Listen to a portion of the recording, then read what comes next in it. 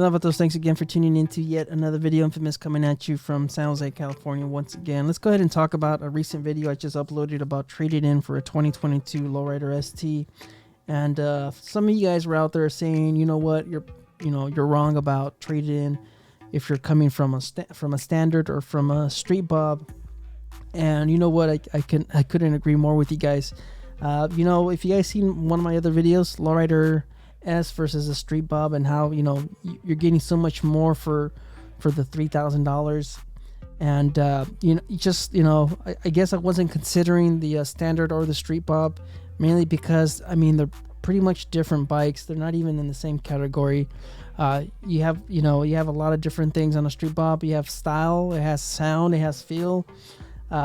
It's got a lot of stuff going for it, the overall classic design, but the Lowrider S is just on a different playing field.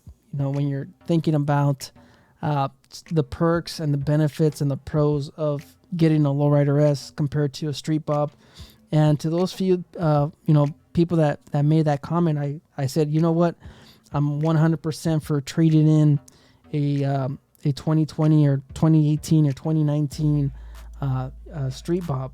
I'm 100% for that. If you're looking for more of a long touring, or a little bit town and a little bit more long distance riding, then of course you want a Lowrider S, and that's mainly because of the tank and a few other little things, of course. And this is just stuff that I've already discussed in that other video, the street bob versus a Lowrider S. But let's just go ahead and go over it again for those few that haven't seen that video. And the reason why I would actually trade in if you own a 2020 or 2018 street bob, it's just, there's a few little perks in there. And if you're out there trying to turn this bike or the street bob into a Lowrider into a Lowrider ST, it's going to cost you a lot of money. You have to do a lot to it. There's a lot that you have to do to it, and you're not going to get anywhere near a Lowrider ST. There's just no way, because there's just so much you have to do to it to get it there. It's just not going to happen. So let's just go over some of the things that will just benefit you on just trade it in, even if you are almost close to finish making those payments. But I would say, if you're looking at more long distance riding, you want to change it up a little bit more, then probably consider a touring model. It just depends on your guys' riding preference, on your guys' riding. It just depends on your riding. Honestly, it's just, to kind of narrow down these videos, and there's a vast amount of options out there, for you to choose from. You have ST models now you have specials, you have touring models, you have the soft tails, and the Lowrider ST is kind of in its own category. Honestly, it's not a soft, it's a soft tail, but it's lighter than a street glide, and it's faster than a street glide because of the whole weight and power. Of course, the difference between weight and power. So, anyways, if you trade in your 2020 or 2018 street bob, you're getting a lot for your for the trade-in. Or if you're trading in, how do I say this, something along the lines of what you're getting if you trade in a standard or you trade in a street bob, and you're getting the 114. Of course, this is a 107. You're getting mag wheels, you're getting that full rear fender, you're getting a 5-gallon tank, you're getting inverted forks, you're getting upside down forks, you're getting dual disc brakes, because this is a single disc brake, and you're getting ABS, you're getting cruise control, and you're getting saddlebags, you're getting a 117, you're getting Screaming Eagle air breather, you're getting a frame mounted fairing, and you're getting I believe these are still 5-inch risers, compared to, of course, the mini apes. So you're getting a lot if you trade in for this 2022. But like I said, they're still going to handle about the same. It's still the same frame. Of course, you do have a taller shock in this, so I guess you're getting a little bit more travel in your suspension. But overall, they pretty much feel almost identical. Even though you have a 117 and you're trading in from a 107, I mean it's pretty much almost around the same amount of power. Of course, the Street Bob's going to weigh less than the ST, so it might, I guess it might equal out maybe.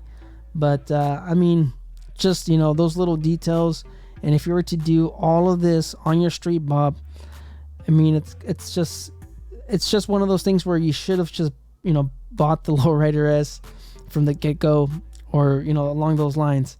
So I mean, I've seen it happen a lot. All right, I mean, I'm not trying to bash on anybody, but I have seen quite a few people out there that buy the Street Bob, and then they get into put in mag wheels, they get into put in a bigger tank, and then at that point, I mean, you're pretty much already spent about the amount of a Lowrider S, and still not have all those components like upside down forks, dual disc brakes, ABS, just details like that. So before you even buy a bike or anything like that, just know what you're going to be riding and how you're going to be using this bike. So I made a comment on the other video where if you're someone that does 60% two up riding or anything like that, and you're looking at this, I'd probably consider a touring model.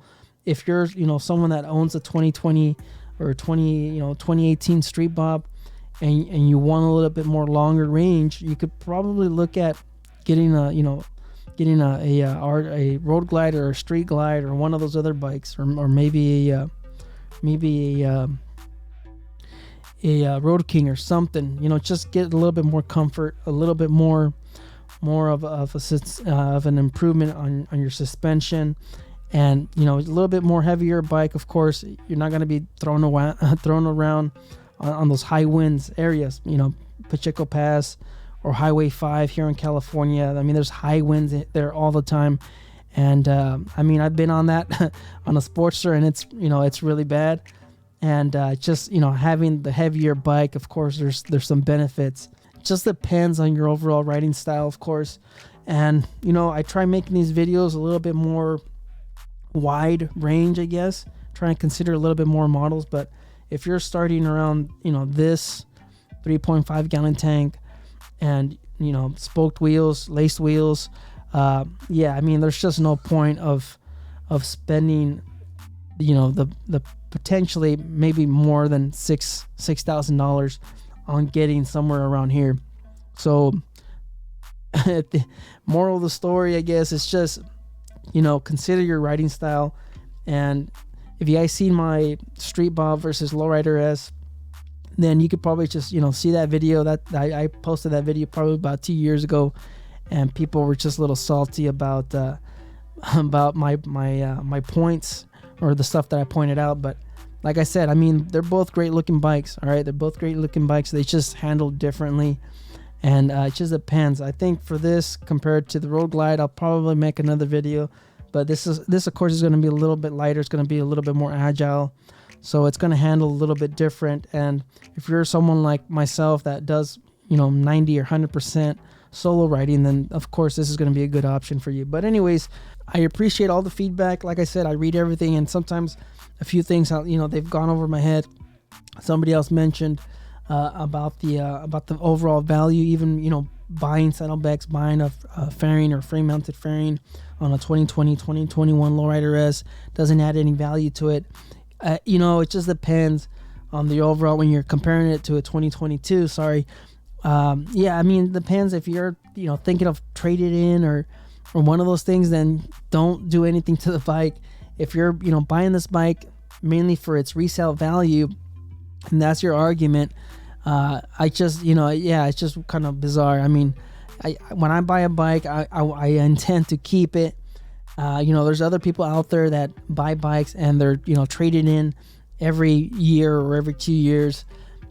Yeah, I mean, it just depends on what you're looking for. If that's your main argument for trading in is for the resale value, then I guess but as for myself, and I believe most riders, we don't buy these bikes thinking we're gonna sell them maybe in about a year or two. If it's like that, then you're better off buying a used bike and avoid paying the high fees and and you know, the taxes, and of course the insurance is one of those big things where if you're insuring a finance vehicle, it's going to cost you a lot more. But you know what? I just don't want to ramble anymore. You guys, like I said, stay out there. Don't believe everything you read. Life's a risk. Get out there and ride. And thank you for tuning in. All right, later.